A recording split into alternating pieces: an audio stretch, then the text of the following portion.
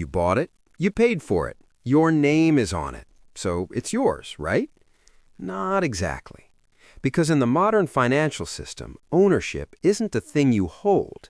It's a permission that can be changed, limited, or revoked, often without you realizing it. And once you see how it works, it's hard to unsee. Right now, ownership feels simple. You buy a house. You own the house. You buy a car. You own the car. You buy stocks. You own part of a company. That's the story. Clean, intuitive, reassuring. But the reality is layered and far less stable. Because most of what you own sits inside systems, legal systems, financial systems, digital systems, and those systems have rules, rules you didn't write. Start with something familiar, your house. You paid for it, maybe over 20 years, maybe in cash, but stop paying property tax and see what happens. Eventually, the state can take it. So do you own the house or are you renting it from the system? Ownership here comes with conditions, invisible ones. Now zoom out. Let's say you own stocks. You open an app, you buy shares, you see them sitting in your account. It feels real. But those shares aren't actually in your name. They're held in something called street name. Your broker owns them on your behalf.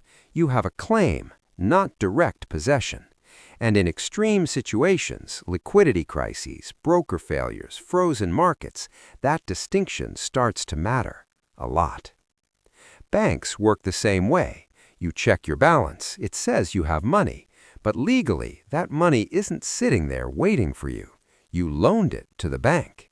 You are an unsecured creditor, which means if the bank collapses, you stand in line. And history shows that line can get long.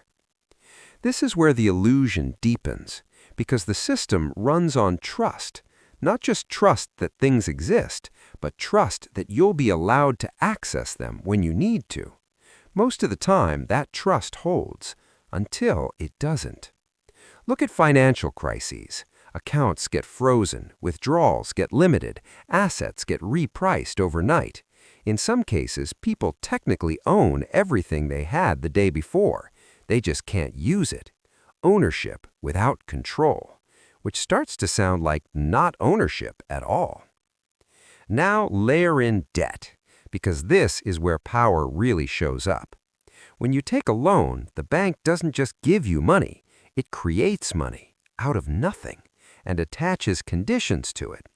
Miss enough payments on your house, and the bank takes the asset. Not because they built it, not because they lived in it, but because the system says they can. Debt, in this sense, is a transfer of control from you to the institution that financed you. Here's the quiet math underneath all of this. The system doesn't prioritize ownership. It prioritizes enforceability. Who can make a claim and have it backed by law, infrastructure, and force? That's what matters. Not what feels like yours, but what can be defended and taken. And this is where the public story diverges from reality. The public story says, work hard, buy assets, build ownership, gain freedom. But the underlying system says, access is conditional, claims are layered, control is centralized. You don't step outside the system by owning things. You go deeper into it. Now zoom out one more time, because this isn't just about houses or bank accounts. It's about a shift happening quietly in the background. Ownership is becoming more abstract, more digital, more permission-based, more dependent on platforms, institutions, and networks. From software you can't fully control, to digital assets you don't physically hold, to money that exists mostly as entries on a ledger. We're moving from possession to access, from control to compliance. And most people won't notice, because nothing feels different until it is, until access is delayed or restricted or repriced. And suddenly the question changes, not what do I own, but what am I actually allowed to use? So here's the uncomfortable part. If ownership is really just a set of permissions inside a system, then the real question isn't what you own, it's who controls the system that defines ownership in the first place, and what happens if those rules change.